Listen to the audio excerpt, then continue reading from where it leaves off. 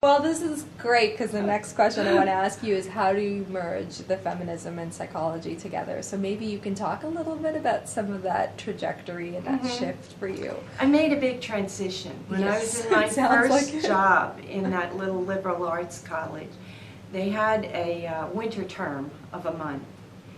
And I can't remember if someone mentioned it to me or I thought of it myself.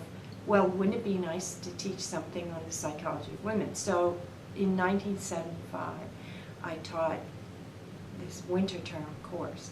And so many of my cohort had this same awakening. We went to look for material and we found out that our discipline had nothing about women. There was no research, there were no textbooks, there were there was nothing.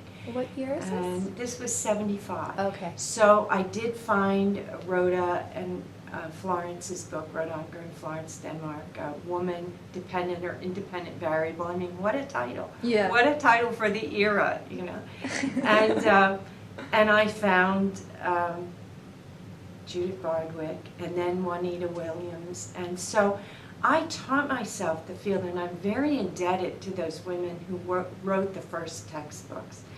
I used Janet Hyde's first book, Bernice Lott, Irene Friese's. Every semester I would adopt a different text, and then I would track down the references that were cited there, because of course this was before the day when you could easily find materials. Yeah. It was a very laborious sit in the library stacks kind of process. Yeah. So I taught myself the field, and I've written about this too. I wrote an article for a reader on women and gender about that transition. How I went from thinking that learning theory would keep me intellectually happy and that was enough, to thinking that my psychology had to connect more with who I was as a social being and a woman in society.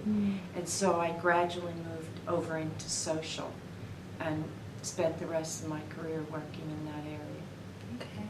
And do you remember what your first research topic was once you made that shift? What your first study was? No, I don't remember. Okay. I don't remember. Okay, that's okay. Does anything stand out for you from that time where you were making that transition in terms of the research you were working on, or I mean, if there's anything else that stands out for you, you're welcome to.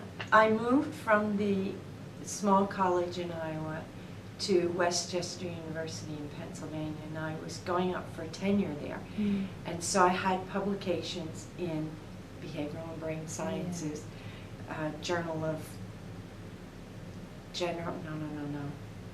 Cognitive, I don't know. I don't even remember. This is like another life, But maybe it was JEP General, some high prestige journal, Yeah. And then I had these publications on women. And I was starting to get interested in the area of gender, language, and communication. So some of my first publications were, what are the real and perceived differences in speech style between women and men? How do we account for those differences? Are they situational or socialized early on, and that sort of thing?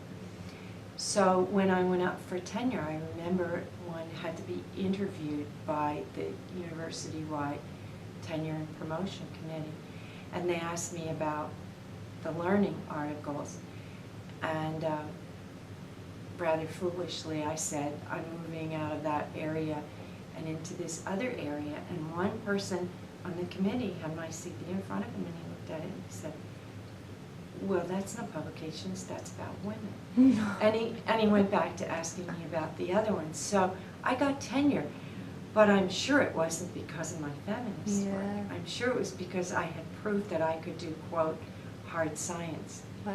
And then